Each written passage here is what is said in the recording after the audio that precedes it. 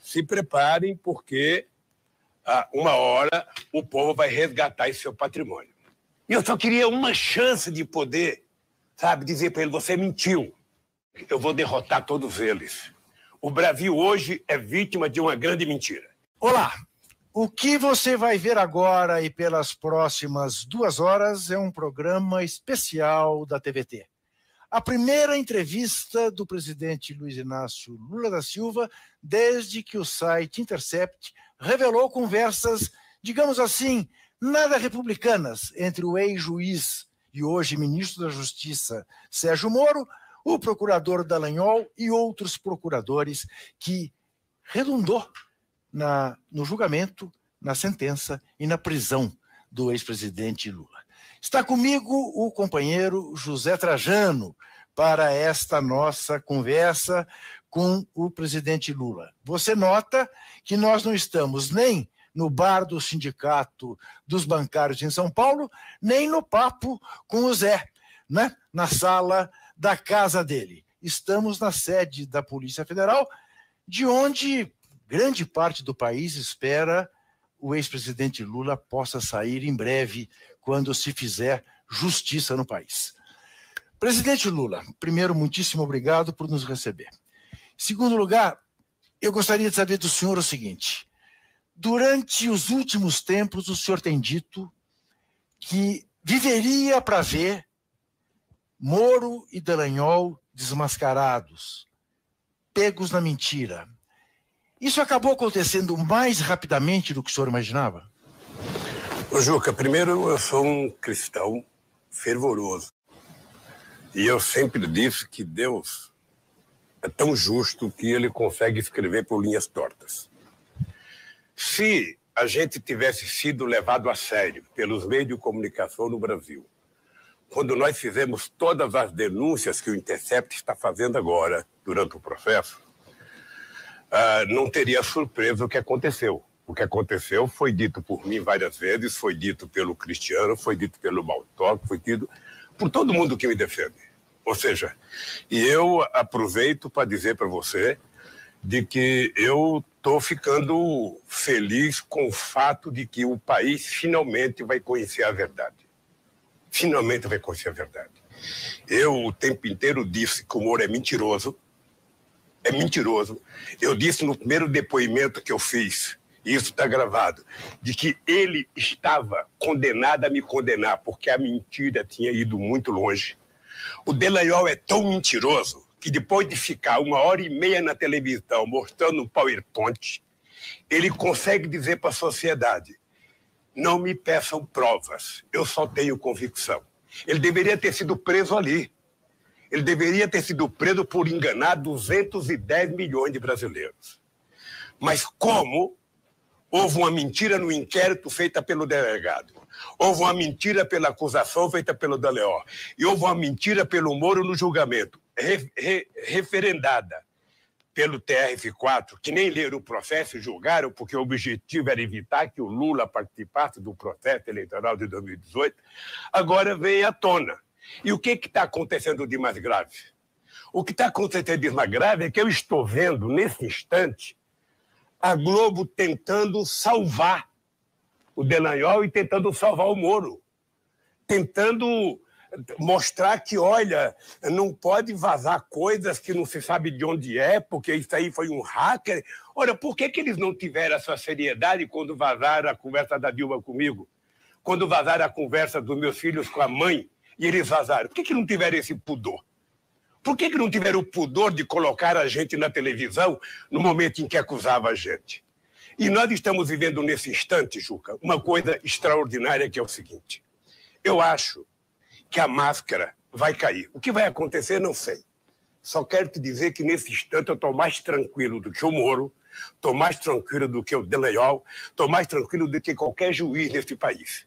Porque a minha tranquilidade é a tranquilidade daquele que sabe que é honesto, que sabe que Deus sabe que eu sou honesto, eu sei que eu sou honesto, o Moro sabe que eu sou honesto, o Dallagnol sabe que eu sou honesto e ele sabe que estou mentindo. Então, essa é a minha tranquilidade.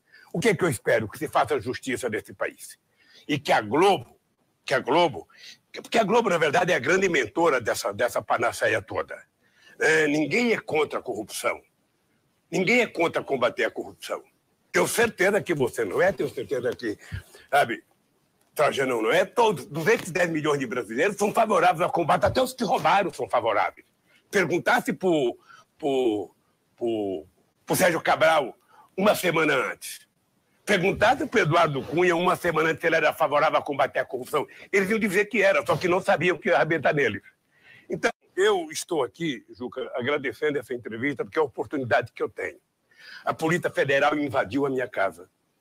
A Polícia Federal invadiu a casa dos meus filhos. A Polícia Federal invadiu o Instituto. A Polícia Federal, sabe, não encontrou absolutamente nada e não teve coragem de dizer na televisão que não tinha encontrado nada. Quando encontrava uma barra de ouro na casa do Nussmann, fazia um carnaval. Quando encontrava na casa do Sérgio Cabral, fazia um carnaval. Na minha casa não tiveram a coragem, a sensatez de dizer, olha, não encontramos nada. Não encontramos nada na casa do Lula, não encontramos nada na casa do filho dele, não encontramos nada embaixo do colchão da dona Marisa, sabe? Desculpa, presidente Lula, não fizeram isso. Não fizeram, porque embora eu seja o brasileiro que mais respeita as instituições, eu duvido que a Polícia Federal tenha um presidente que cuidou mais dela do que eu. Duvido, sem pedir um favor. Duvido que o Ministério Público tenha um presidente que respeitou mais da instituição do que eu. Duvido. Agora, essas instituições que são poderosas não podem ser manipuladas por moleques irresponsáveis. Denunciar pessoas honestas. Ele só falar porque nós apuramos 3 bilhões, nós arrecadamos 3 bilhões.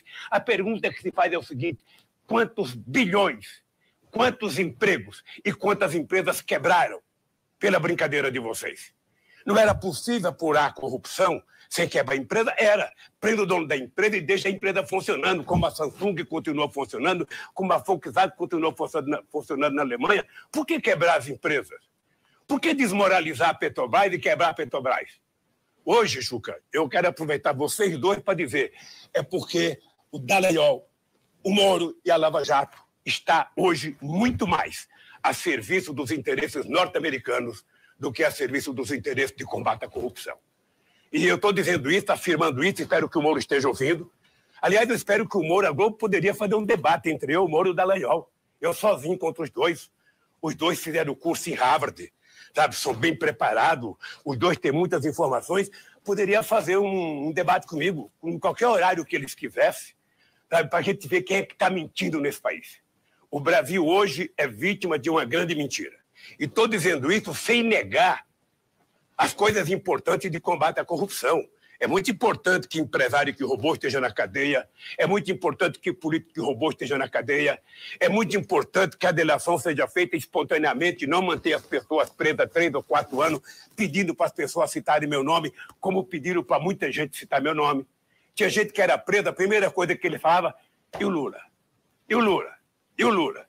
Eu passei quantos anos ouvindo falar? O dia que prenderam o Emílio Odebrecht, o Lula está ferrado. O dia que prendeu o Marcelo, o Lula está ferrado. O dia que prendeu o Léo, o Lula está ferrado. O dia que prendeu o Bunlai, o Lula está ferrado. Pode prender até o Moro. Pode prender até os parentes dele.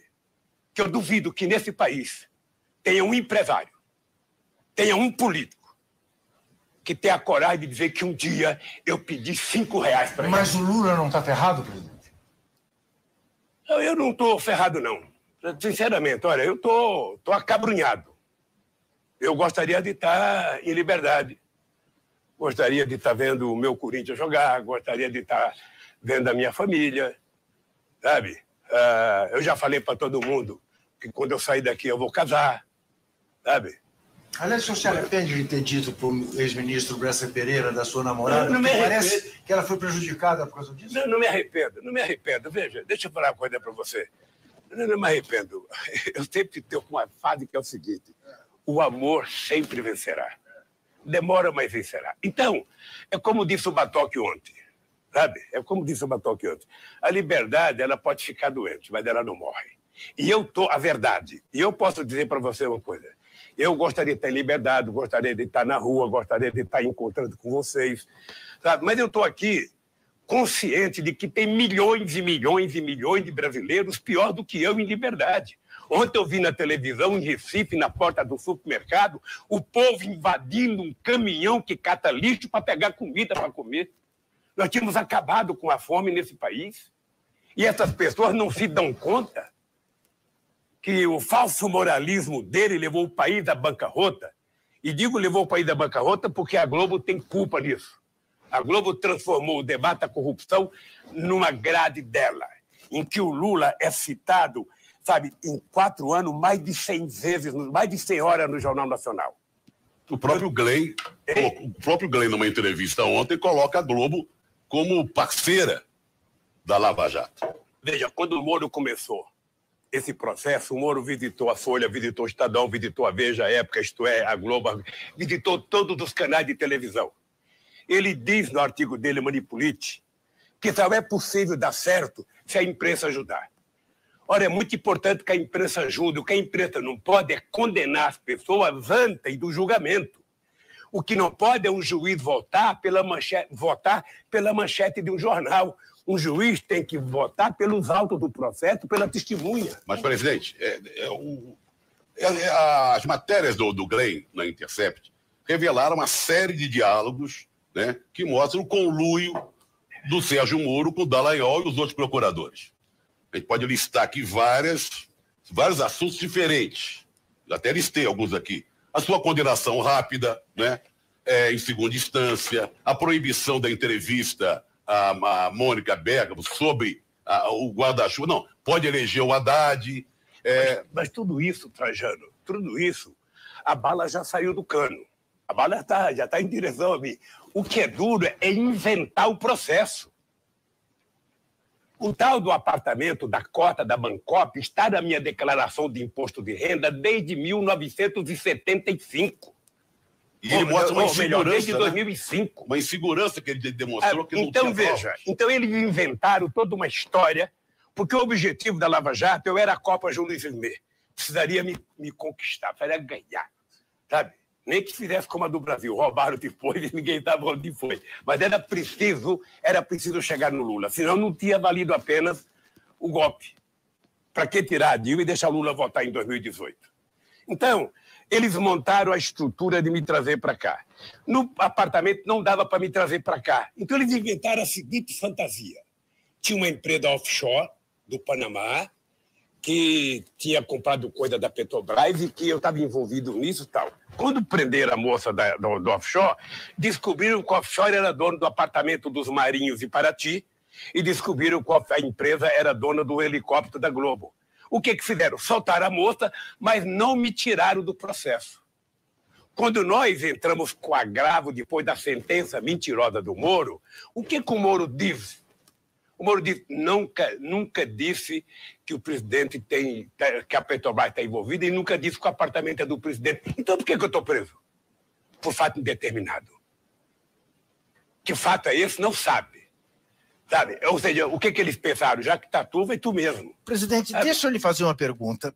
O senhor há de se lembrar, quando fizemos esse livro, A Verdade Vencerá, da editora Boitempo, aproveito para dizer que está praticamente esgotado e vai sair uma nova edição.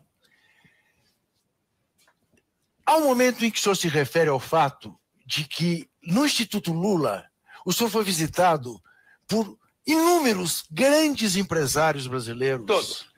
O senhor poderia nominá-los, dizer que, porque, por exemplo, até onde é possível imaginar, algum dos Marinho os visitou? Muito, eu tive várias conversas. Eu tive com o João Roberto Marinho na casa do Palocci. Logo depois da manifestação de 2013, que eu queria saber qual era o papel da Globo de suspender a sua novela para transmitir aquela tarefa. E o João Roberto Marinho, que é a maior cara de pau, me disse, olha, porque tinha um clima insustentável dentro da Globo, então nós achamos que era melhor suspender os artistas que queriam participar, sabe?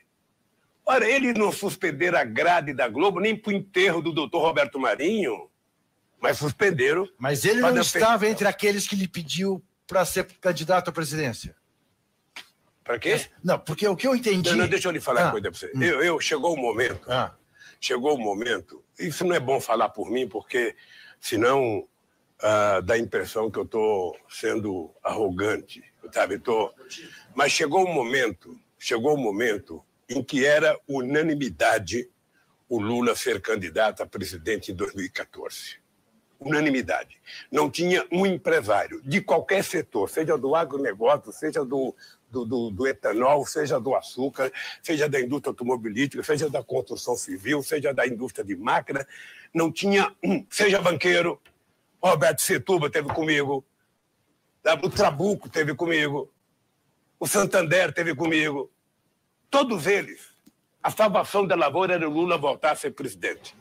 Bom, a partir de junho de 2014, eu disse que, sabe, eu não ia ser candidato a presidente. Sabe, eu ia porque, primeiro, não tinha, sabe, havido nenhuma demonstração da Dilma querer discutir o assunto. Se ela não queria discutir o assunto, é porque ela queria ser candidata a presidente. E ela tinha o direito, porque ela era presidente. Então morreu o assunto. O PT queria que eu fosse, mas o PT também não tomava a decisão de dizer, olha, vamos abrir a discussão no partido. Até que chegou no Anhembi, sabe?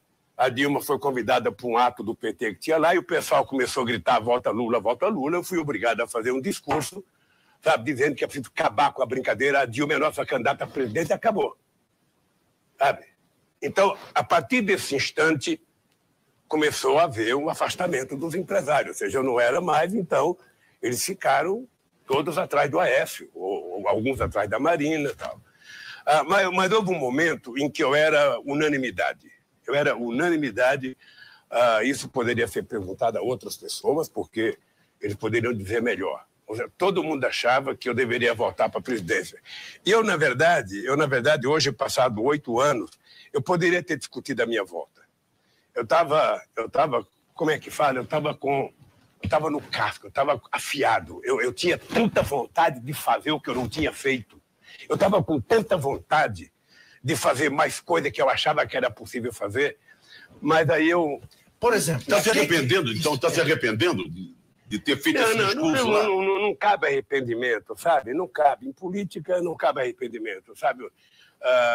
Não foi, o tempo passou, tivemos um outro presidente, Dilma foi eleita, o Aécio fez a bobagem que fez de criar esse clima de ódio estabelecido no Brasil, de não acatar o resultado, tivemos um golpe com impeachment e tivemos agora, sabe, como resultado, o país pariu essa coisa chamada Bolsonaro. O que o senhor queria fazer que não fez e que estava em cima dos cascos para fazer? Deixa eu te falar, primeiro eu acho que era possível cuidar mais dos pobres, era possível fazer mais coisas. Eu sei que eu fui o presidente que mais fiz, mas era possível fazer mais, era possível gastar mais em educação, era possível fazer mais universidade, mais escolas técnicas. Uma coisa que eu digo sempre, era necessário e hoje é urgente fazer uma regulação dos meios de comunicação nesse país. Esse país não pode ter os meios de comunicação dominados por 9 famílias, não pode. Não pode o cidadão ser dono da televisão, do jornal, do blog, sabe? É preciso regular. A última regulação nossa é de 1962, portanto não tinha nem fax, nem telefone celular, não tinha nada. Então é preciso regular. Então, nós tínhamos um projeto de regulação feito nas conferências convocadas em 2009 pelo companheiro Frank Martins. Depois a gente achou que era imprudente mandar para votar no último ano em que os deputados todos estavam disputando a sua reeleição.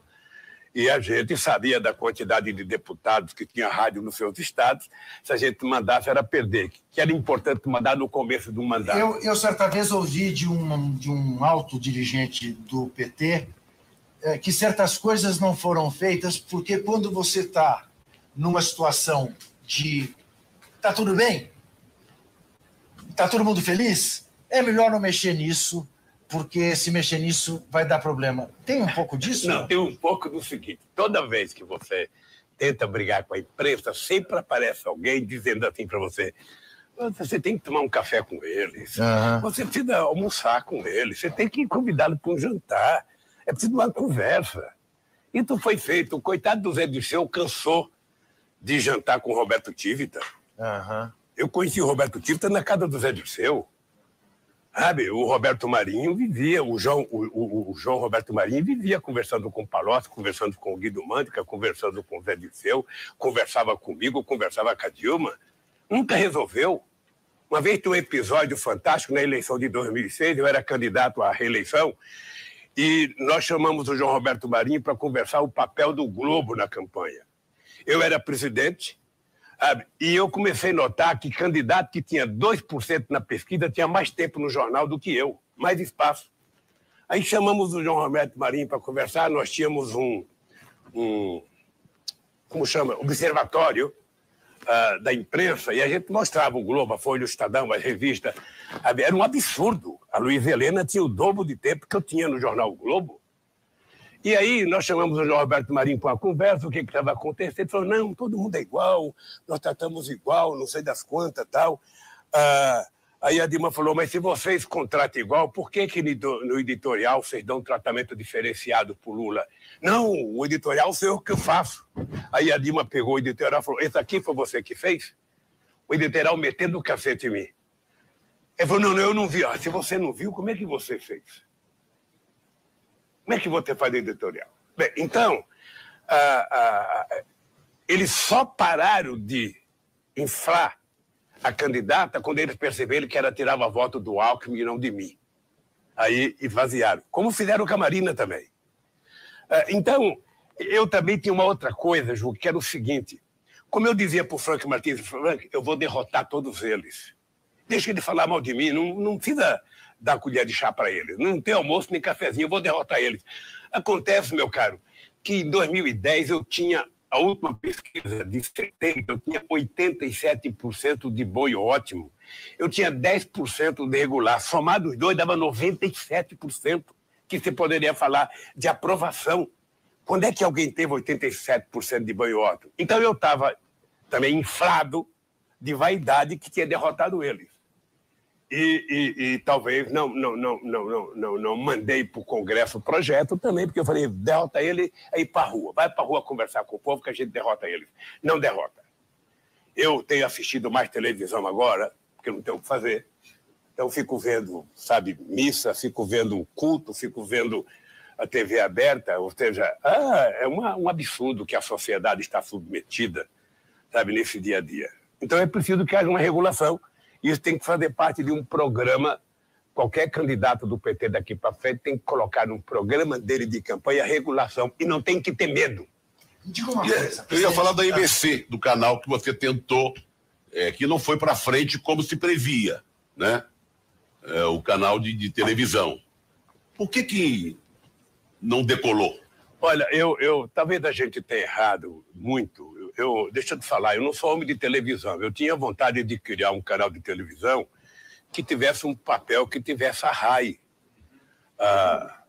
da Itália, que tivesse a BBC de Londres, sabe? Um canal que não precisava ter uma grande audiência, mas que fosse um canal de formação de opinião para as pessoas, sabe, que fazem acontecer as coisas no país.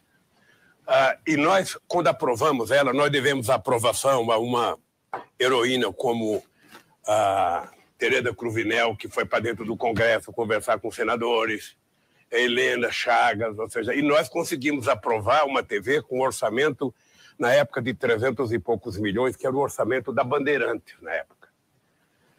E eu queria criar uma televisão que tivesse alcance em toda a América Latina, em toda a América do Sul, principalmente, para que a gente pudesse, sabe, ensinar português também, sabe, fazer com que a gente fosse um bloco de verdade.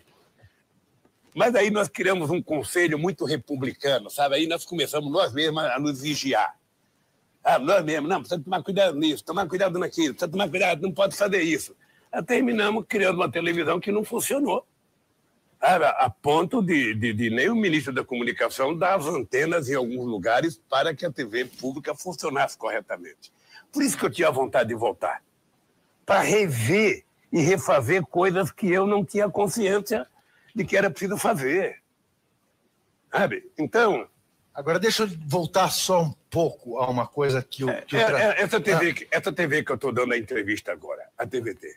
Você sabe quando foi que nós reivindicamos esse canal de televisão? Em 1985. O ministro da Comunicações era nada mais, nada menos que Antônio Carlos Magalhães. Eu fui na reunião com o Vicentinho reivindicar 85, 95, 2005. Isso veio sair eu já não era nem presidente mais. Você percebe? Para nós, como é difícil as coisas, mesmo quando nós estamos no governo. Presidente, deixa eu voltar um pouco, porque não podemos passar tão rapidamente como passamos, pelas denúncias do site Intercept. O Zé Trajano já fez referência a isso. Eu lhe pergunto, o senhor leu todo o material que o Intercept publicou? O senhor, por exemplo, se deu conta que uma procuradora chamada Laura Tesler diz que precisamos evitar a entrevista do Lula com Mônica Bergamo, porque vai que isso muda o resultado do segundo turno e o Haddad se elege? Eu vi. Mas era esse o pensamento deles. Não havia outra razão. Não havia outra razão. Todas as pesquisas de opinião pública mostravam, nesse período de 2015 e 2016, que qualquer eleição que tivesse no Brasil, eu seria eleito presidente no primeiro turno. Todas as pesquisas demonstravam.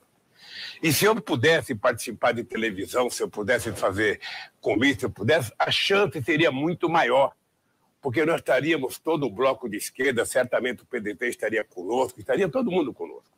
Tá?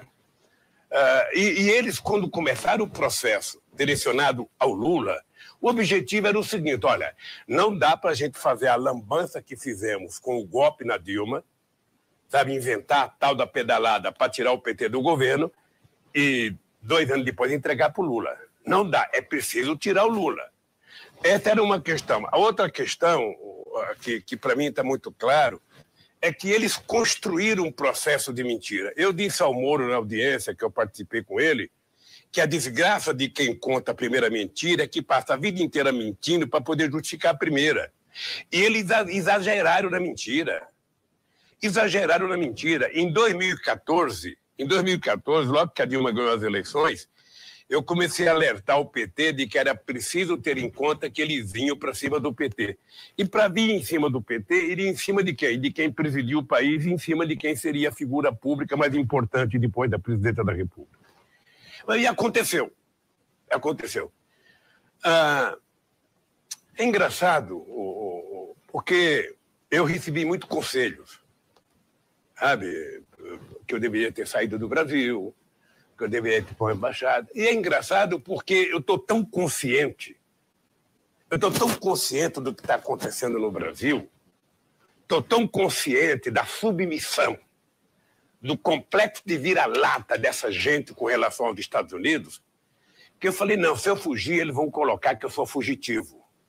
Então eu vou, sabe, o Moro decretou minha prisão, eu vou para a Polícia Federal. Vou lá para pertinho dele. E aos poucos as coisas vão acontecendo. Aos poucos as coisas vão acontecendo.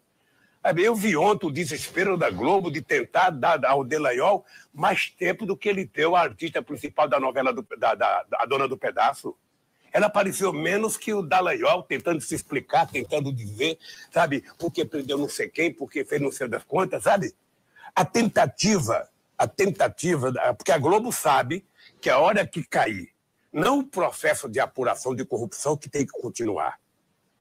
É importante lembrar sempre, o Juca e Trajano, que todas as leis que facilitam a apuração de corrupção, todos os mecanismos legais foram criados pelo partido que eles odeiam, chamado PT. Mas, presidente, de todas essas denúncias que apareceram na matéria do Intercept, várias, né? Todas elas se indignaram muito ou dá para pensar uma ou o contexto geral é tão absurdo que não dá para pensar uma? Eu acho que está errado você utilizar a palavra denúncia. O Intercept não fez nenhuma denúncia. Ele apenas apontou, trouxe para a sociedade brasileira a verdade. Ele mostrou o que aconteceu. Eu não sei o que vem. O dado concreto é que a imprensa brasileira não teria coragem de fazer aquilo. Você não acha estranho? Que depois da decisão do ministro Lewandowski da entrevista, a Globo nunca tenha pedido uma entrevista? Você não acha estranho, sabe, que as grandes revistas nunca pediram uma entrevista? Você não acha estranho que o SBT, nem o programa do Ratinho que levou o Bolsonaro, nem o programa de debate da Bandeirantes, você não acha estranho que essa gente não tenha pedido? Afinal de contas, eu sou uma pessoa que ainda tem uma certa audiência no Brasil, mais do que todos os programas deles. E até quer conversar com esse pessoal. Sabe? E eu gostaria de conversar, eu gostaria de sentar na minha frente onde você está aí, sabe? O Willy Bonner, sabe? Que faz 6 anos que fala mal de mim todo dia no Jornal Nacional. O nome Lula é mais falado na boca dele do que os filhos dele. E eu só queria uma chance de poder, sabe, dizer para ele, você mentiu. Você vai pedir desculpa para o seu filho? Você vai pedir desculpa para o seu filho que você mentiu? E assim para todos eles, porque deixa eu te falar uma coisa, Trajano. Uma coisa que eu falo, e vou falar agora em nome da minha bisneta, que tem 2 anos. Pode pegar a turma da Força Tarefa da Lava Jato. Pegar a turma que me investigou, os delegados que fizeram inquérito contra mim. Pegar o Moro e o juiz enfiar todo dentro do liquidificador, bater. Quando você for experimentar o suco, não dá a honestidade do Lula. Estou falando isso olhando na cara de cada telespectador da TVT. Não dá. Pode somar todos eles. Que não dá a honestidade do Lula. E não faço isso porque eu sou melhor do que os outros, não. Faço isso porque fui educado por uma mulher chamada Dona Lindu, que nasceu e morreu analfabeta. Não sabia fazer um ó com um copo, mas sabia dizer para os seus filhos o que era certo, o que era errado. Eu, às vezes, conto brincando, não é orgulhoso contar isso. Eu morava na Vila Carioca, na rua Albino de Moraes. Não sei se você conhece. E eu tinha um tio chamado tio Antônio que tinha um boteco. E a gente morava no fundo do bar. A casa era tão miserável que o banheiro que a gente utilizava, eu, minha mãe e minhas irmãs, era o banheiro que os bêbados utilizavam. Nego ia lá, vomitava, urinava fora, fazia outras coisas, e era o banheiro que a gente utilizava. A gente morava lá no quarto e cozinha, morava em 13 pessoas. E esse meu tio, naquele tempo, tinha uma coisa chamada chiclete americano, ping-pong. Famoso para quem podia chupar. Eu via a molecada colocar aquilo na boca e fazer bola, estourar a bola. Eu nunca tive chance de ter um na vida.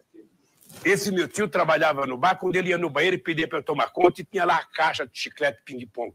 Eu nunca tive coragem de pegar um para não envergonhar a minha mãe. Aí eu tinha um amigo chamado Boquita, que era filho do sergipano, ele vivia na boca com um chiclete desse o dia inteiro. Quando ele ia jogar fora, ele me dava, eu lavava e ficava chupando o chiclete do cara. Você acha que um cara que se submete a isso, depois de ser eleito presidente da República, depois de virar a figura pública mais respeitada desse país no exterior, depois de ter o apreço que o povo brasileiro teve por mim, porque quando eu saí da presidência, mesmo a classe média de São Paulo, 80% eu tinha de bom e ótimo em São Paulo, não era de regular, era de bom e ótimo. Ora, você acha que eu ia sujar a minha mão num apartamento que eu poderia ter comprado? Eu tinha dinheiro para comprar. Numa chácara que eu poderia comprar. Então, presidente, me explica uma coisa. Há um dado que ninguém nega desde os seus tempos de presidente do Sindicato dos Metalúrgicos, que foi quando nos conhecemos, nas greves de 79 em São Bernardo do Campo. Eu, diretor do Sindicato dos Jornalistas, o senhor, presidente do Sindicato dos Metalúrgicos.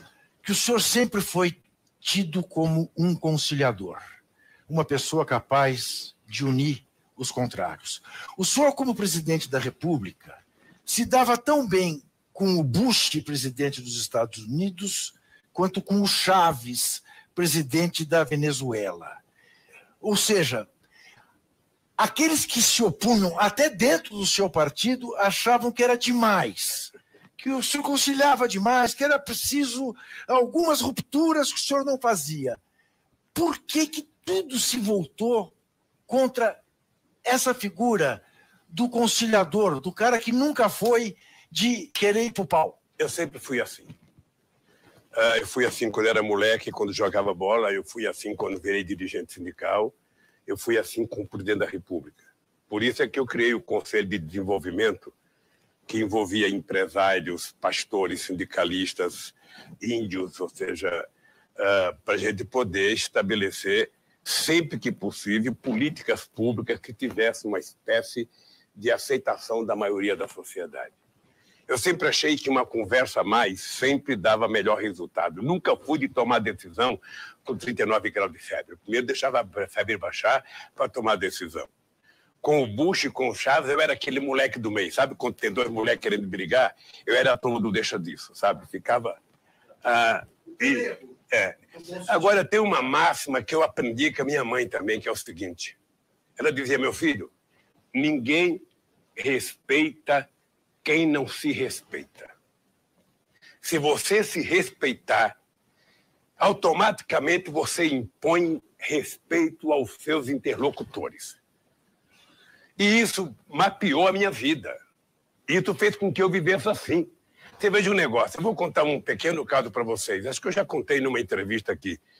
Evian, 2003. A primeira vez que o Brasil foi convidado para participar de uma reunião do G8. Isso deve ter matado o Fernando Henrique Cardoso de inveja. Lula participar do G8. E eu cheguei lá, em Evian, tudo cercado de arame farpado. E a primeira coisa que aconteceu foi que estava todo mundo sentado numa mesa. Quando o Bush chegou, todo mundo levantou como se tivesse chegado Deus. O Celso Amorim foi levantar. Eu falei, não, a gente não vai levantar. Ninguém levantou quando eu cheguei. Por que a gente tem que levantar? Ele é apenas presidente dos Estados Unidos, não, sabe? Ficamos sentados. O que aconteceu? O Bush foi cumprimentar todo mundo que levantou, virou as costas, foi na mesa que eu estava sentado com o Celso e com o Kofi Annan e sentou com a gente. Aí eu fui para o plenário. Cheguei no plenário, tinha uma sala como essa daqui, fechada, toda de ar-condicionado, e estava lá dentro o Bush, estava lá dentro o Tony Blair, estava lá dentro o primeiro-ministro da Itália, estava lá o primeiro-ministro, na época era o Schröder, na Alemanha, estava todo o primeiro-ministro Koizumi do Japão, e não podia entrar intérprete, eu tinha que entrar sozinho. Eu falei, pô, o que eu vou fazer lá dentro? Eu não falo, ainda falava cueca, coela, Januela, eu falei, pô, o que eu vou fazer lá dentro? Sabe?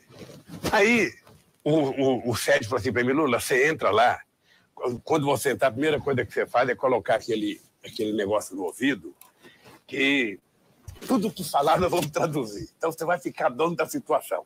Aí o que me deu coragem? Eu falei, porra, esses caras, eu estou vendo a cara deles. Alguém já trabalhou em fábrica aí? Ninguém. Alguém já ficou desempregado? Ninguém. Alguém já acordou 1h da manhã com um rato nadando na beira da cama para tentar se salvar? Alguém já acordou de manhã com barata tentando subir na tua cama? Alguém já acordou de manhã com merda, sabe, boiando perto do teu nariz? Não, eu já. Então, sabe de uma coisa? Eu vou falar mais grosso do que eles. Porque entre eles, eu sou o único aqui que já vivi o que o povo do país dele. E aquilo me dava muita tranquilidade para ser muito autêntico. E eu sempre achei o seguinte, Lula, você quer ser bem tratado por alguém? Trate bem a pessoa. Então, essa é uma máxima que vale para todos nós. Ou seja, trate as pessoas como você gostaria de ser tratado e estará tudo resolvido. Queria aproveitar o espaço que a gente tem para falar do papel da sociedade diante dos desmandos desse governo absurdo do Bolsonaro. Já houve manifestações de rua e temos uma greve geral marcada para sexta-feira, dia 14. Como você vê essas manifestações e como você está vendo essa greve do dia 14? Olha, antes de falar da greve, dizer um pouco da sociedade brasileira. Porque muita gente pergunta, bom, por que a sociedade não sai com mais força, não protesta com mais força? O Miyakoto tem um livro dele que tem uma frase que é o seguinte, quando a sociedade está com medo, muitas vezes ela se aproxima do monstro para pegar proteção. Foi o que resultou no Bolsonaro. O Bolsonaro é resultado do pânico que os meios de comunicação e que uma parte da elite brasileira criaram no Brasil sobre a política. Você veja, o Bolsonaro ele funciona como se fosse o pior dos coronéis da política brasileira que a vida inteira foi combatido. Não só ele é presidente, como tem um filho senador, um filho deputado e um filho vereador. Ou seja, é além de 28 anos de mandato. E conseguiu se vender para a sociedade enraivecida como o antissistema. Toda vez que elege o antissistema, a tendência é não dar certo na história, nem do Brasil, nem do mundo. Por isso é que ele tem dificuldade de governar. Ele prefere ficar brincando no fake news, ele prefere dizer que não entende de economia, que o Guedes é que vai fazer. O Guedes não está tratando da economia, o Guedes está tentando de destruir a Seguridade Social nesse país, e o Guedes está tratando de ir a Nova York com a maior cara de pau, dizer que vai colocar para vender o Palácio da Alvorada, o Palácio do Planalto. A única coisa que vai sobrar é a cadeira do Bolsonaro, que ninguém quer. Não vai ter ninguém para comprar. Olha, então, ele não está governando, ele está brincando. Ele está destruindo. Você sabe que é mais fácil destruir. Para construir o Coliseu, levou quantos anos? Para destruir, você pega, sabe, meia dúzia de dinamite e você explode aquilo em 5 minutos. Eles estão tentando destruir. É por isso que eu acho que a greve é importante, mas os dirigentes sindicais precisam ter consciência de que a greve tem que ter um propósito. Tá? Eles já fizeram impeachment, eles já acabaram com o direito trabalhista, agora querem acabar com um sistema previdenciário solidário, que é o que a gente tinha, para criar um sistema de previdência em que o cidadão sozinho vai ter que pagar a sua, não vai ter partilha entre empresário e entre governo. Portanto, esse cara vai ver o que vai acontecer daqui a uns 10 anos. Tudo que eles falam é juntar 1 trilhão. Para que 1 trilhão? Para pagar o sistema financeiro, às custas do pobre desse país? Porque não há, na história recente da economia, nenhum país que deu certo com esse ajuste fiscal, com esses cortes. Um país, para dar certo, tem que ter investimento no desenvolvimento. E quando a indústria não investe, o Estado tem que ser o indutor da economia. O senhor um dia, aliás, me disse que nunca teve problema com os militares durante o seu governo, que o problema do Brasil está longe de ser os militares, mas é o capital financeiro. É isso mesmo? Eu acho que é. Deixa eu te falar uma coisa. Eu tive uma boa relação com os militares. Aliás, se você perguntar para qualquer general que tenha orgulho desse país, porque general que não é nacionalista não merece ser general. Vamos ter claro. General que aceita se subordinar, sabe, a um presidente que bate continência para a bandeira americana não merece ser general. É preciso que o general tenha consciência de que eles existem para defender a soberania nacional. A soberania nacional começa pela nossa fronteira e começa por 210 milhões de almas que somos nós brasileiros, que tem que ser protegido pelas Forças Armadas. Depois tem as nossas riquezas minerais. Depois tem a nossa riqueza de solo e subsolo. Depois tem a nossa riqueza no fundo do mar. Depois tem a nossa água. Depois tem a nossa floresta e a nossa biodiversidade. Depois tem a nossa ciência e tecnologia. Ou seja, é isso que se cuida da soberania e é para isso que as Forças Armadas existem. Não é para fazer guerra. É para tentar evitar invasões de inimigos dentro do nosso país. O Brasil é um país que não tem contencioso com ninguém. O nosso contencioso último foi com o Paraguai há quase 200 anos atrás. Então, esse país teve generais que, diferentemente do Chile, diferentemente da Argentina, trataram de trabalhar a industrialização do Brasil. Não destruíram a indústria como destruíram na Argentina. Eles tinham uma vocação nacionalista. Porque acabou. Acabou, eles estão destruindo a Petrobras. Não é a Petrobras, é a quantidade de milhares de fornecedores da Petrobras. Quando a gente descobriu o petróleo, o pré-sal, a gente não tinha dimensão quanto era, por isso que a gente, vocês entrevistaram o Estrela, por isso que a gente cunhou a frase passaporte do futuro, porque a gente queria fazer refinaria para exportar derivados de petróleo e não exportar óleo cru, como está fazendo agora, e importando petróleo refinado. Nós estamos importando gasolina. Eu vejo que você fica muito preocupado com a soberania nacional. É o fim da soberania nacional. Perdemos Embraer, as empresas sendo privatizadas, pré-sal. Eu fico preocupado porque não tem nada mais venal do que um administrador querer resolver o problema da sua empresa vendendo a sua empresa. Você não está resolvendo, você está desfazendo. Eu digo sempre para as pessoas mais humildes entender que é o seguinte, o cidadão casa. Tá? Aí a primeira crise de desemprego que ele tem, ao invés de procurar emprego, ao invés de fazer bico, ao invés de catar papel, ao invés de fazer qualquer coisa, ele fala para a mulher, moleque, vamos vender a geladeira? Aí vende a geladeira, dá por mês. No mês seguinte, moleque, vamos vender a televisão? Vende a televisão mais um mês. No terceiro mês, moleque, vamos vender a cama? Vende a cama. Chega um dia que não tem mais nada para vender, vai vender a alma ao diabo. Esse país não nasceu para ser uma republiqueta das bananas. Esse país nasceu para ser um país líder de um bloco. É por isso que nós criamos a CELAC, a Unasul. É por isso que nós estávamos dando força e ajudamos a criar o BRICS. É por isso que a gente tinha o IBAS, que era Brasil, África do Sul e Índia. Por isso que a gente fez encontro com a África, com a América do Sul, fez encontro do Oriente Médio com a América do Sul, dos países árabes. Porque o Brasil tinha que disputar ser, na verdade, protagonista. Não tem essa dos Estados Unidos ser maior do que nós, do que a China. Olha, Deus queira que eles continuem crescendo. Agora eu quero saber qual é o meu papel. Eu quero saber qual é o papel do Brasil na história. Então, presidente, mas não é demais achar que o conluio de um juiz de primeira instância, que fala conge, né? Como o senhor sempre diz, me pegava no pé porque eu falava menos, o ministro da Justiça do Brasil fala conja, que um juiz com esse grupo de procuradores tenha levado o país a essa situação, quer dizer, tenha feito da Petrobras o que está se fazendo com a Petrobras, como se a vontade da madame não atendida levasse a essa situação. Quem é que está ganhando com isso nesse momento, presidente? Você se engana quando você pensa que foi o juiz.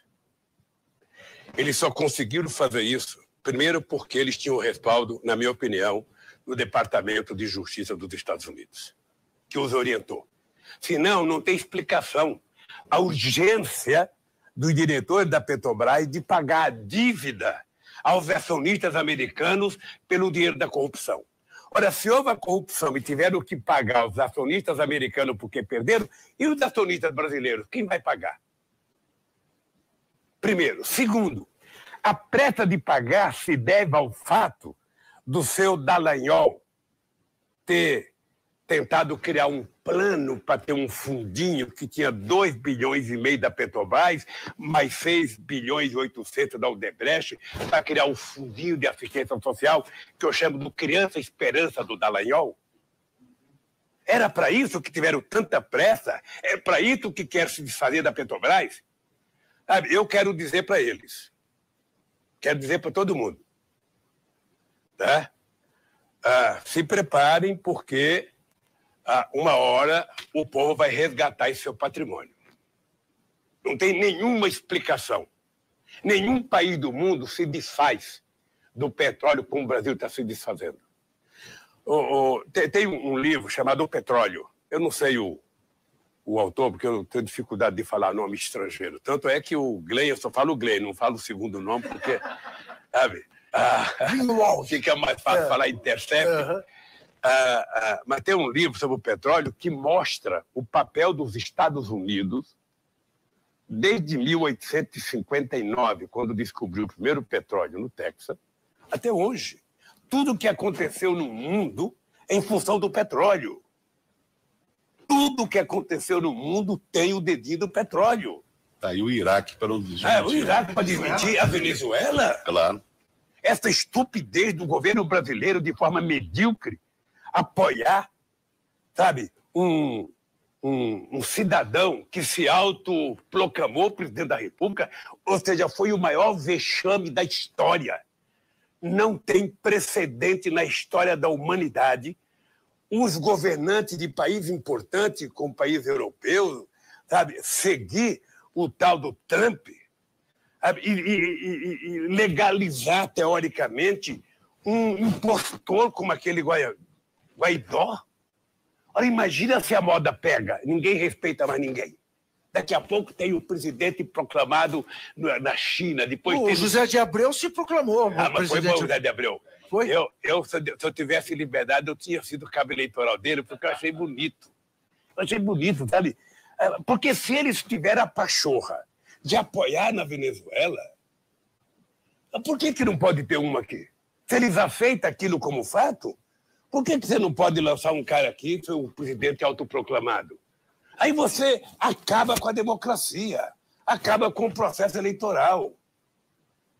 Então, quem se comporta como eles se comportaram, aquela palhaçada, porque aquela cena daqueles caminhões do Brasil, eram 2 caminhonetas, não sei se Ranger, não sei que marca, sabe? Nem cheia de alimento estava, com o povo brasileiro passando fome. Eu acho que se alguém estiver assistindo aqui e puder dar um recado para o Bolsonaro, manda ele assistir, manda o Guedes assistir. Sabe? A documentação de ontem, não sei se foi que programa que foi, se foi na Globo, na Record, no SBT, que mostra um caminhão de lixo no supermercado em Recife e o povo invadindo o caminhão de lixo para pegar comida. É importante saber que nós tínhamos acabado com a fome nesse país. É importante saber que eu tinha um grande sonho, que era que as pessoas tivessem tomado café de manhã, almoçar e jantar todo dia. O Brasil produz alimento para isso. Agora, qual é o sonho do Bolsonaro? É o Guedes a juntar 1 trilhão para pagar o sistema financeiro. Não se fala em povo, não se fala em pobre. Sabe, então eu fico aqui me remoendo, dando cabeçada. Eu não dou cabeçada porque eu não sou daqueles que me machucam por causa dos outros. Eu acho que o Moro deve estar se dando cabeçada mais do que eu. O Moro está falando, puxa vida, porque não é todo mundo que está preparado para o sucesso. Você vê esse Dallagnol, você vê a cara dele, ele não deveria mais pegar na Bíblia. Porque um cidadão que mente como ele não pode avocar Deus como ele avoca Deus toda hora. Não pode avocar a Bíblia. Porque ele sabe que Deus é onipotente como ele acredita, está sabendo que ele está mentindo. Quando ele cria aquela expressão que faz um PowerPoint, fica 1h30 na televisão para depois dizer não me peçam prova, eu só tenho convicção, ele deveria ter saído preso ou destituído.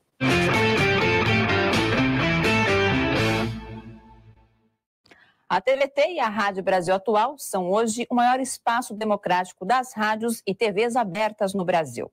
Diariamente damos voz e espaço aos cidadãos que realmente escrevem a história deste país nas mais diversas áreas.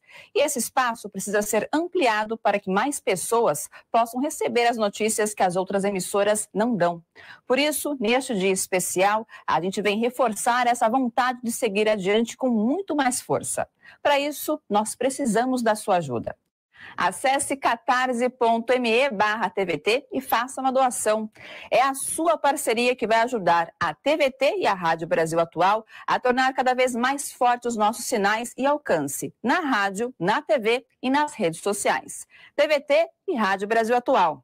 Agora você tem alternativa.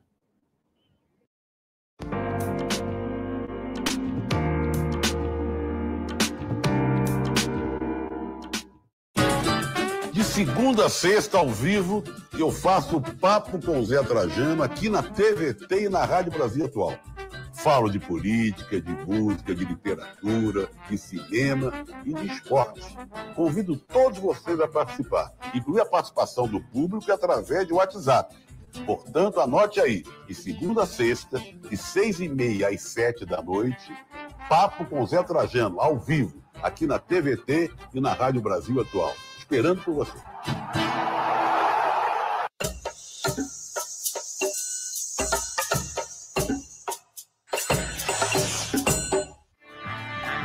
No Entrevistas dessa semana, vamos conversar com o presidente da Central Única dos Trabalhadores, Wagner Freitas. Nossos temas: a greve geral do dia 14 e o futuro do trabalho e do sindicalismo no Brasil. O Lula livre é um instrumento de defesa dos trabalhadores para impedir a reforma da Previdência e para impedir as retiradas de direitos que esse governo faz contra os trabalhadores.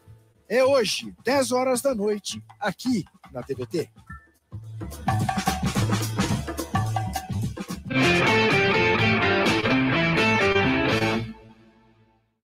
Porque o meu processo é 100% decisões políticas.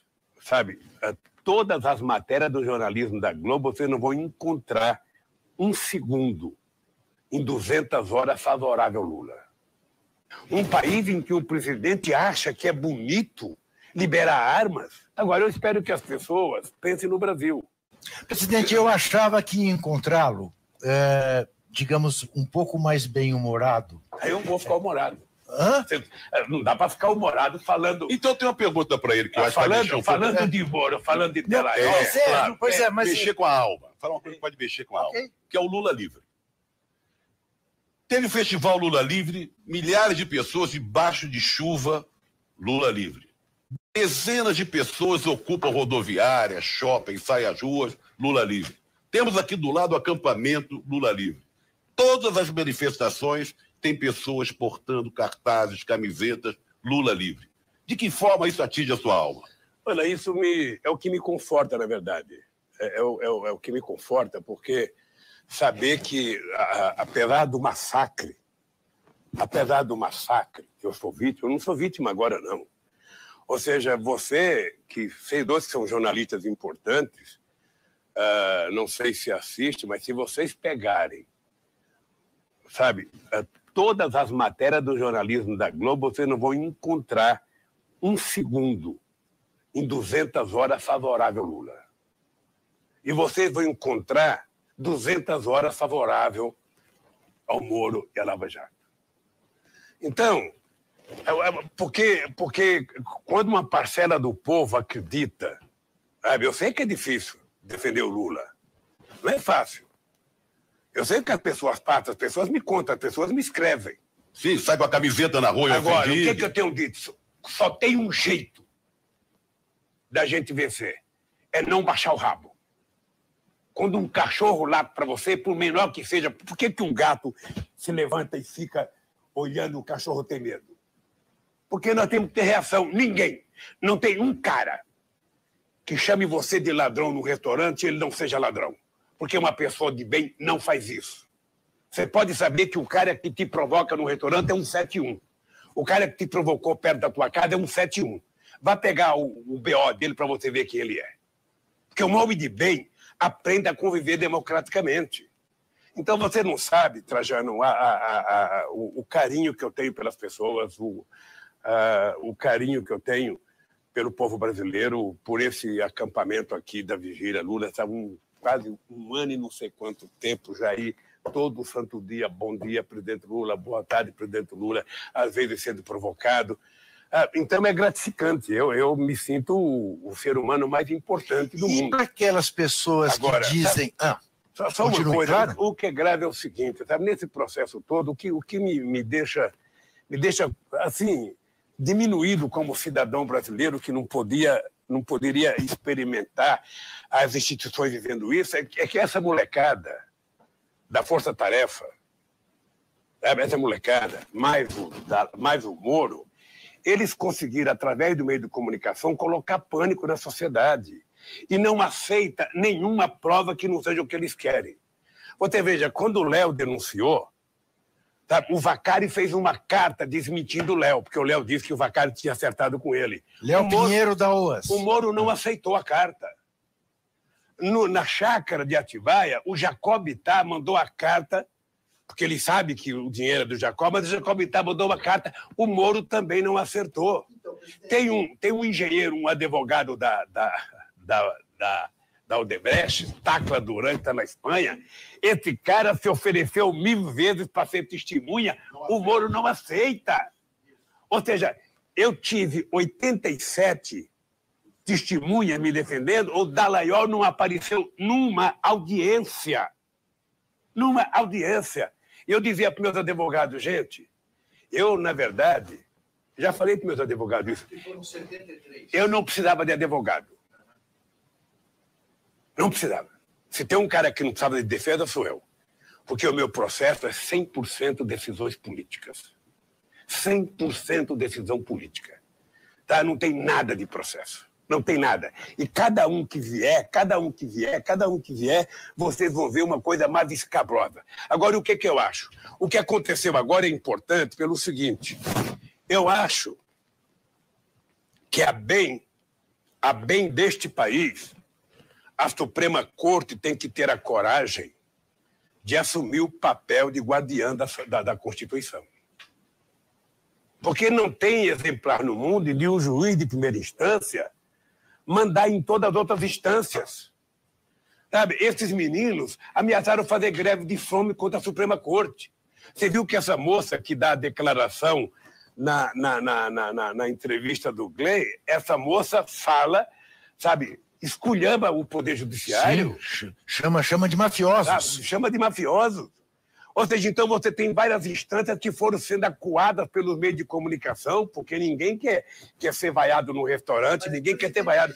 Então, é preciso recuperar a autoestima, sabe? E fazer esse país voltar a funcionar. Todo e qualquer bandido na cadeia. Todo e qualquer corrupto e corruptor na cadeia. Mas não vamos quebrar o Brasil por conta disso. O senhor não precisa falar para as pessoas que fazem a campanha do Lula Livre, que põem camisetas do Lula Livre, que estão aqui acampadas, ou que foram ao show lá em São Paulo, realmente calcula-se 80 mil pessoas num dia de chuva, sabendo que era Lula Livre, não era uma manifestação que levantasse outras bandeiras. Mas o problema que o senhor tem, eu acho, é com aquelas pessoas que se dizem arrependidas de terem votado no PT, de se sentem traídas pelo PT. O que dizer para essas pessoas? Olha, alguém que se sentiu traído pelo PT não poderia ter votado no Bolsonaro. Se o cara se sentiu traído pelo PT, poderia ter votado numa coisa melhor. O Boulos foi candidato. O Ciro, embora não mereça o voto, porque ele é muito grosseiro, mas o Ciro foi candidato. Sabe? A Marina foi candidata. A vingança, sabe? Não é porque eu quero me vingar de você que eu vou pegar o martelo e bater no meu dedo. Eu não estou me vingando, eu estou sendo um babaca. Sabe? Porque dar de presente ao Brasil o Bolsonaro é dar de presente ao Brasil o pior tipo de político que o Brasil precisaria ter. Sabe? Então, se as pessoas... O senhor não acreditava que fosse possível ele se eleger? Acreditava? Nem eu e nem ele. Nem eu e nem ele. Eu duvido que o Bolsonaro acreditasse um mês antes. Duvido. Agora, eu sinceramente, aquela facada, para mim, tem uma coisa muito estranha. Tem uma coisa muito estranha. Uma facada que não aparece sangue em nenhum momento. Uma facada que o cara que dá a facada é protegido pelo segurança do Bolsonaro. Eu conheço segurança de palanque. Se é um caso comigo, sabe, eu teria que pular em cima do meu segurança para não matar o cara. O cara que é protegido pelo segurança do Bolsonaro. A faca que não aparece em nenhum momento. Sabe, tem muita história estranha, suspeita. O cara que não vai em nenhum debate. A Globo, quando eu não fui num debate em 2006, eu era presidente, ela colocou uma cadeira vazia. O Bolsonaro não foi em nenhum debate, a Globo deixou para lá. Por quê? Porque o objetivo da Globo, embora eu não goste do Bolsonaro, era não ter o PT. Esse era o objetivo. Eu sei que a Globo não gosta quando eu falo isso. Outro dia até falei do Chico, que a minha vingança para eles colocarem o Chico, eles então foram mostrar colocar o Chico. A Globo, pela responsabilidade das audiências dela, deveria ser mais séria. Deveria tratar com mais respeito a opinião pública. Agora, o cara que planeja todas aquelas matérias, todas as mentiras, ninguém conhece ele. Não aparece no jornal, não aparece fotografia dele, ninguém sabe onde ele mora. Eu não sei se é o Alicame, eu não sei se é o diretor que é ele que prova tudo aquilo. Porque não é o Boni que escreve as matérias. O Boni, eu acho que é leitor de telepronta, né? Não, ele escreve também, mas tem um superior a ele, ou vários superiores. Que manda. Então, não é possível que alguém perca tanto respeito pela sociedade que não tenha compromisso com a verdade. Nesse caso do Neymar, eu não posso dizer que o Neymar tem culpa, porque, sabe? E nem que a moça está mentindo. Eu não posso dizer, não conheço nada. Mas a pressa e a voracidade com que a Globo foi para tentar inocentar o Neymar de pronto foi um negócio absurdo. Ora, até pode ser inocente, e Deus queira que seja inocente, porque não é plausível que um menino que é o símbolo maior do esporte brasileiro seja um estuprador. Sabe? Eu não quero crer nisso, não acredito nisso. Mas vamos dar um tempo para se investigar, para poder apresentar para a sociedade a versão. A moça virou vagabunda antes de qualquer possibilidade de provar que não era. Eu não sei o que era. Será que em Paris não tem uma mulher que o Neymar precisava mandar buscar uma em Paris, uma no Brasil, pagar passagem, hotel? Sabe?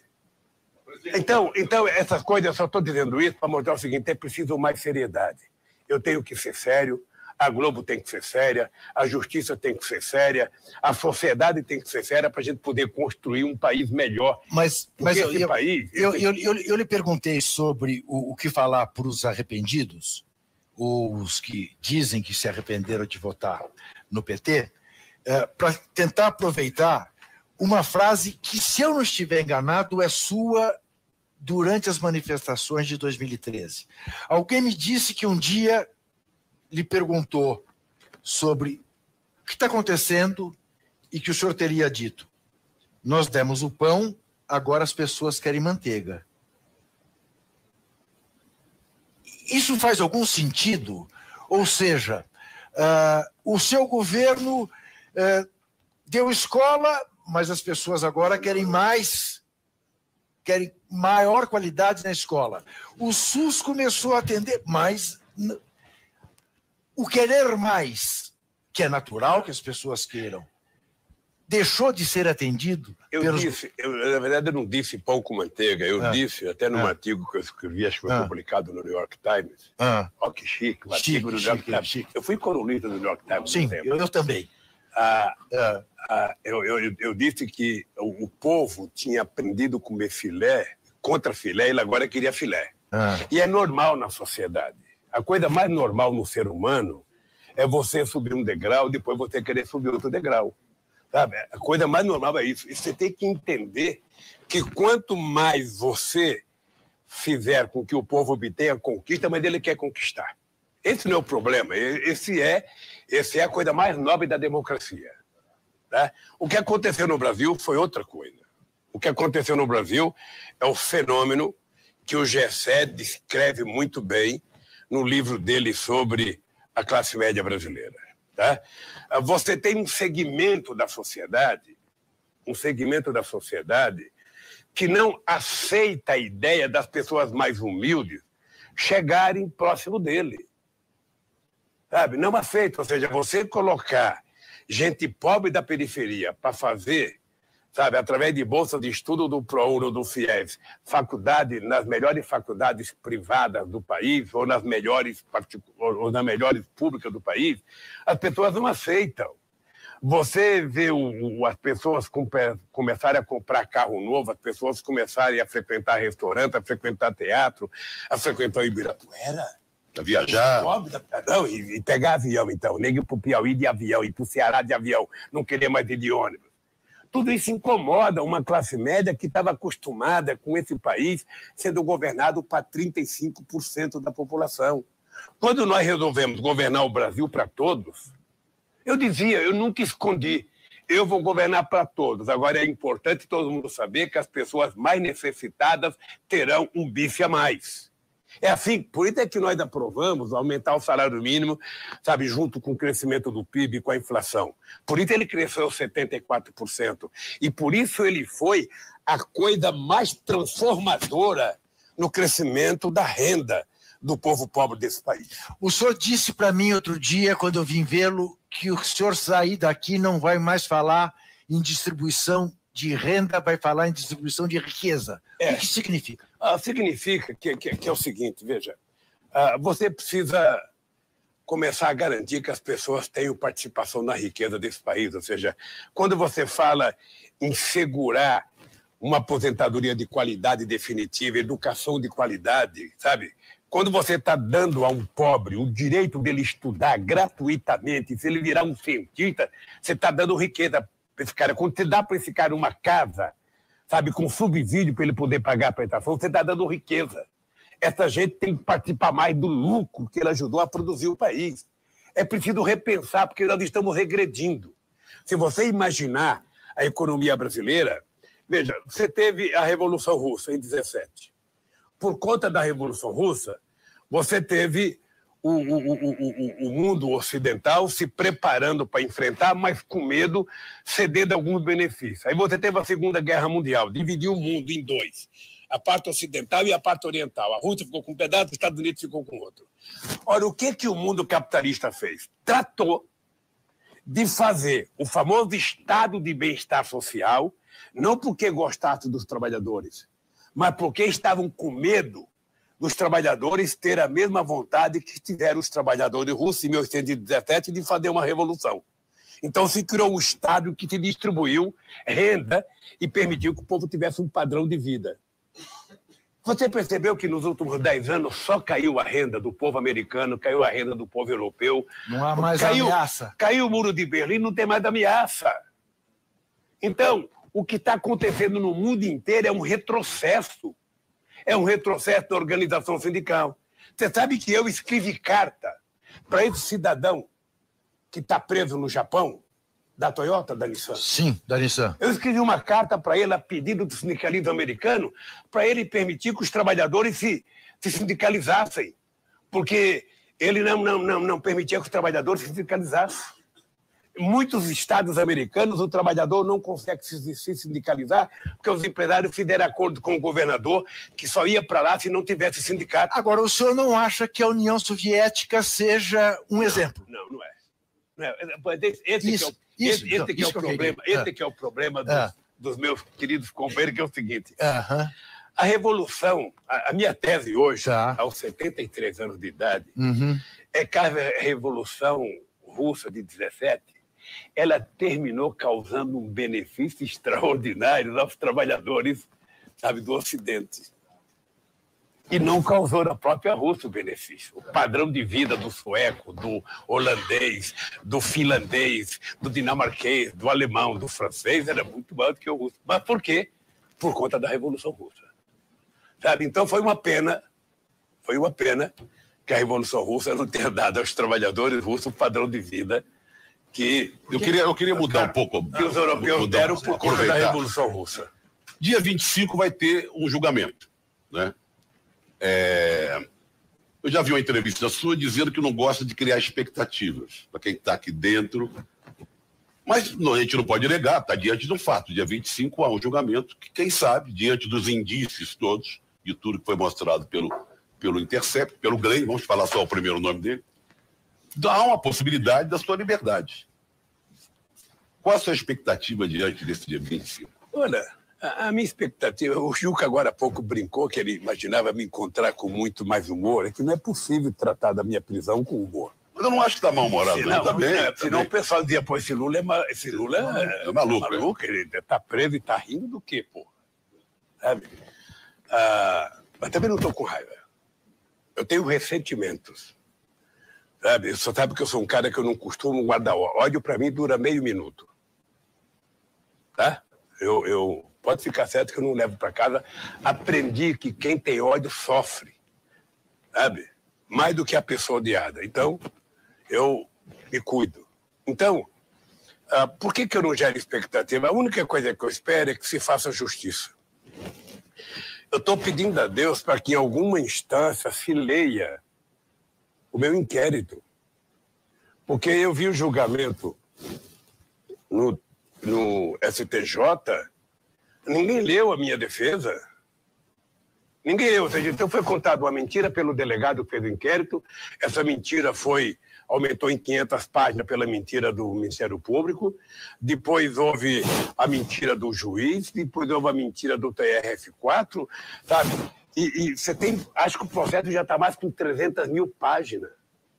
Ora, o principal, para saber se eu tenho um apartamento ou não, é ir no cartório de Santos, saber se eu tenho, lá do Guarujá. Está no nome dele, ele comprou, tem escritura, pagou. Se não tem, não é dele.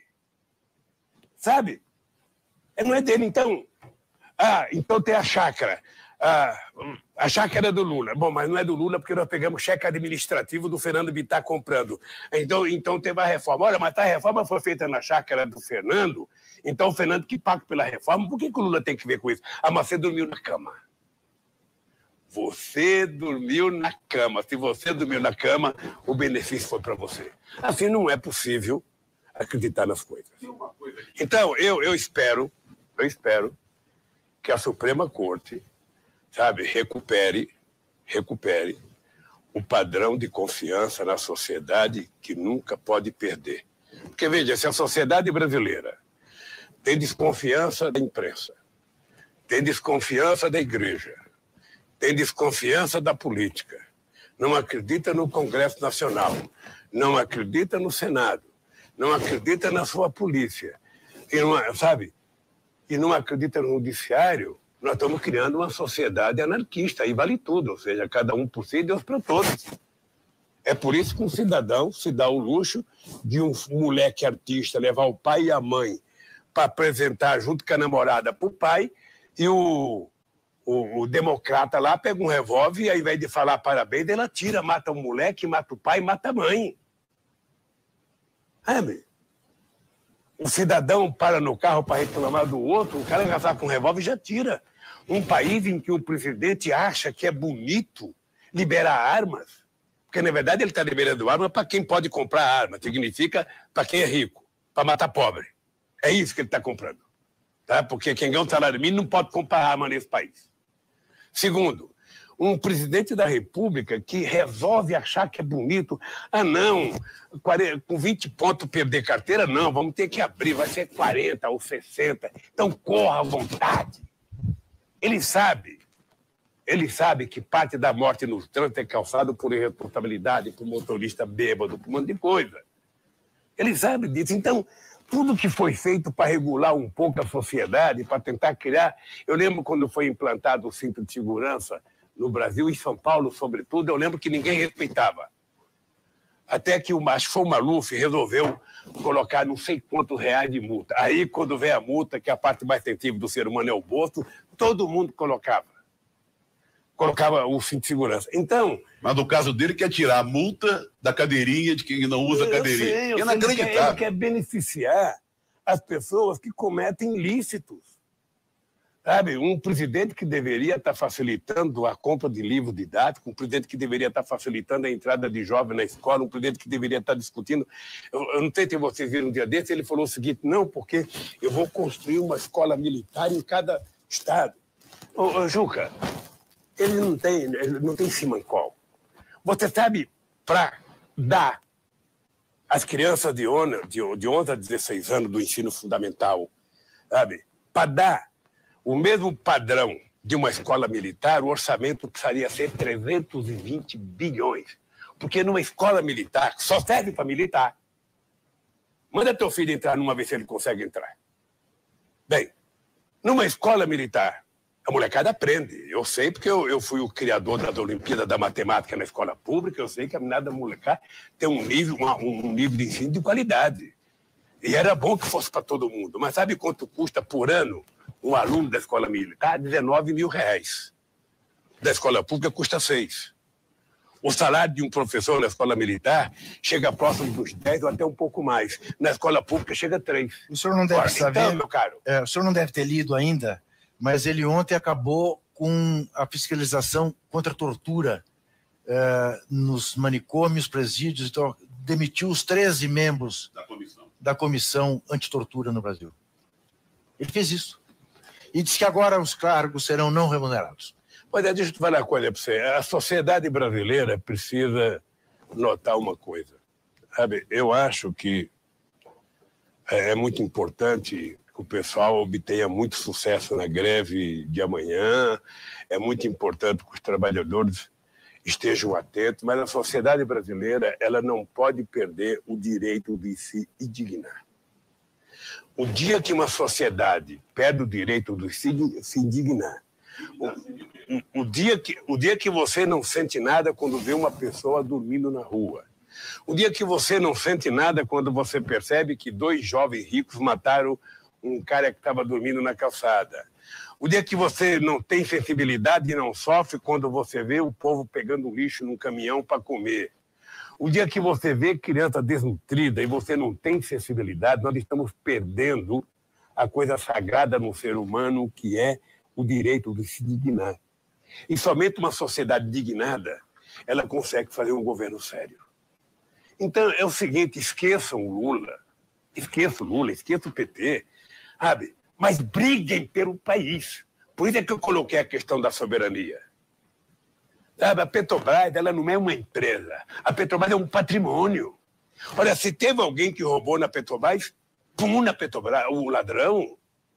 Olha, o que o Barroso fez? O Barroso fez uma lista de ilícitos que ele cometeu, que ele era do funcionário de terceiro escalão. Qual é o grande dirigente da Petrobras que está preso? Quando o Paulo Roberto foi preso e o Duque, ele já tinha sido mandado embora da Petrobras. Sabe? Então, assim, por que você vai quebrar a empresa, desmoralizar a empresa, criar uma imagem negativa da empresa? Sabe? Porque essa empresa é um patrimônio desse país. Prenda todos os corruptos, mas mantenha a empresa funcionando. Mantenha a capacidade produtiva, mantenha a capacidade de investimento da empresa, mantenha as empresas de engenharia produzindo. Olha, teve corrupção, prenda o corrupto, mas deixa a empresa funcionar, gerar emprego, é o que precisa desse país. Então, presidente... Não, mas o que eu queria... Ele falou, esqueça o Lula. Não é possível esquecer o Lula, por várias maneiras, mas tem uma coisa que aflige a todo mundo que faz uma crítica nas redes sociais ou nas ruas, faz uma crítica ao governo do Bolsonaro, por essas medidas esdrúxulas aí. Sabe qual é a resposta? Em vez de responder em cima da crítica direta, não, ele não fez isso, porque a arma, não sei o quê. Você defende o Lula ladrão? Então a resposta vem em cima do Lula. Então, mas você sabe o que eu vi ontem na televisão? Eu vi ontem a tentativa sórdida, uma coisa que não dá para acreditar. Você sabe que o Reinaldo Azevedo é um cara que sempre fez muita crítica ao PT. Tem livros escritos contra o PT, mas ele tem tomado algumas posições, eu diria, de respeito. Quando o cara de direita é sério, quando o cara de direita é uma pessoa que tem rumo, que tem norte, ele tem batido muito no Moro pelo mesmo argumento que eu bato. O Moro deixou de ser juiz há muito tempo.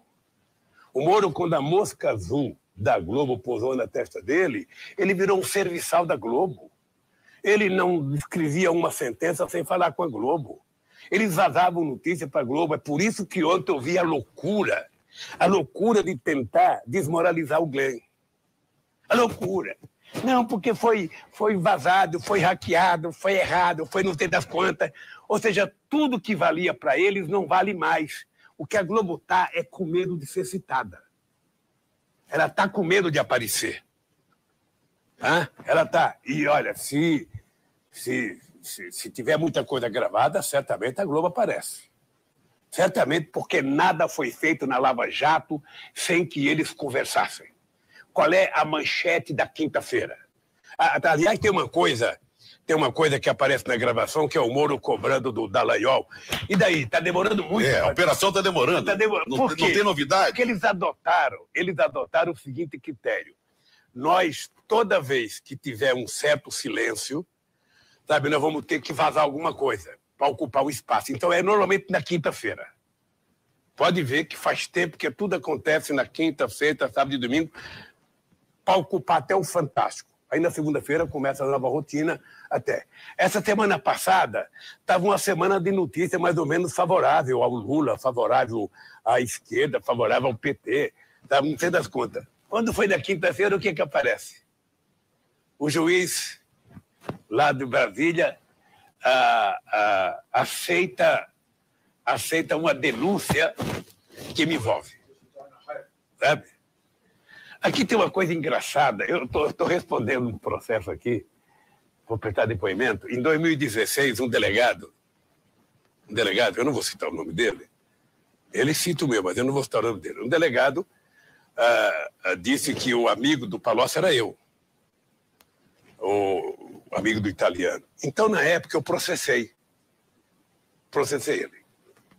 Bom, qual não é minha surpresa que agora ele é o cara que veio me interrogar. Então, veja um absurdo. Ele é o cara que fez a delação do Palocci.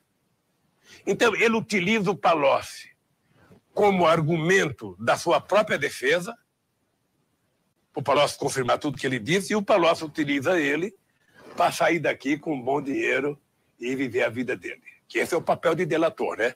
Só delata quem rouba. Quem rouba, delata. Quem tem dinheiro para gastar, sabe? Então, nós exigimos algum documento, estou esperando para prestar depoimento. Eu só quero te mostrar que eles se meteram no emaranhado de mentiras e conexões duvidosas, que eu não sei como é que eles vão sair. Ou seja, gente, vocês não têm noção do que eles fizeram lá em Atibaia, no sítio. Eles foram pegar o caseiro, a mulher do caseiro. Foram de noite 6 caras com carro preto, fardado, com distintivo de Ministério Público, dentro do caseiro. Ó. Deixa eu lhe interromper nisso, porque eu quero relembrá-lo. Na série de conversas que tivemos com o senhor para fazer este livro, houve um momento que eu lhe fiz uma pergunta, que foi talvez nas 15 horas de conversa que nós tivemos, o único momento que o senhor ficou irritado. E que, infelizmente, acabou não fazendo parte, porque na edição coisas têm que ser dispensadas, e esta foi. Eu lhe fiz uma pergunta dizendo ao senhor o seguinte: se eu recebesse da Polícia Federal o documento rasurado do triplex, eu teria publicado sem lhe ouvir. O senhor ficou bravo, bateu na mesa, virou-se para mim e falou assim: Juca, eles entraram na minha casa, levaram tudo há 6 meses e eu nunca mais pude ver nenhuma das coisas que levaram da minha casa. Quem lhe garante que não foi rasurado na polícia? E eu me lembro que eu me dei conta que eu tinha feito a pergunta de maneira errada e que o senhor tinha motivo para ter se irritado. E passados uns 15, 20 minutos, os outros 3 perguntavam e eu não. O senhor virou-se para mim de repente e disse: ô, Juquinha, é para perguntar. Não veio aqui para perguntar, pergunte. O senhor acha que foi a polícia que rasurou aquele documento? Eu não sei. Eu não posso ser leviano como eles foram comigo. Eu sei, o que não é possível é alguém pegar documento, ficar com documento anos, não foram meses, anos, e depois me apresentar: isso aqui está rasurado. Ora, por que não foi vocês? Quem é que me disse que não foi vocês? Vocês ficaram com um monte, vocês podem plantar o que vocês quiserem. Por isso é que nós temos feito auditorias. Nós temos auditorias que a Polícia Federal não divulgou, não quis divulgar, o Moro não aceitou divulgar, porque tem nome de pessoas. Você sabe o que eu estou fazendo, Juca? Você veja, eu sou tão arrogante que eu estou desafiando os promotores da Lava Jato, os delegados que estão nos meus inquéritos, o Moro e quem mais ele quiser, a mostrar na inteligência da Polícia Federal, na inteligência da CIA, na inteligência do FBI, na inteligência da Secretaria de Justiça dos Americanos, na inteligência do Exército, da Marinha, da Aeronáutica, a mostrar o meu nome em algum desses materiais secretos que eles encontraram no mundo. Esse material que eles não conseguem abrir, sabe? Tem muito material que eles não conseguem abrir. Nós conseguimos abrir. E nós sabemos que tem nome de outras pessoas, eu estou desafiando a mostrar meu nome. Eu tenho que ter pelo menos €1 na Suíça. Eu tenho que ter pelo menos uma lira, sabe? Na Itália. Uma 1000 lira. Eu tenho que ter uma libra esterlina na Inglaterra. Eu tenho que ter. Não é possível que eu tenha roubado tanto e não tenha 1 centavo. É possível que o Joel depositou dinheiro na minha conta e depois gastou com o casamento dele, comprou a ilha do Luciano Huck, comprou um barco para a mulher dele e cadê meu dinheiro? Não é possível que o Palocci diga que foi não sei quantos milhões para mim. Esse dinheiro tem que estar em algum lugar. Alguém pegou, Juca. Por favor, me ajude. Debaixo do colchão não vai estudar, porque já viraram o seu colchão na casa. O instituto está quebrado, o instituto não tem dinheiro. E esse dinheiro meu está espalhado na mão de quem? Senhor... Então sabe o que acontece? Eu entendo a sua indignação. Esse aqui é um tom de desabafo. Eu sei, eu entendo. Quem está falando para você é um cara que mora no mesmo apartamento desde 1998. Eu briguei muito com meus advogados, porque meus advogados achavam que eu, durante todo o período, tinha que chamar a imprensa para ver a qualidade do apartamento que eu morava. Eu nunca falei, nunca levei. Uma vez eu briguei com o Genuíno, porque eu morava numa casa e quando a imprensa começou a denunciar na questão da Lava Jato, o Genuíno queria que eu levasse a imprensa na minha casa. Eu falei, Genuíno, a minha casa é o único espaço democrático e meu. Eu não vou levar a imprensa na minha casa. Depois a Polícia Federal foi, porque cada policial que foi na minha casa chegou com a maquininha pendurada no peito, sabe, para tirar fotografia. Sabe?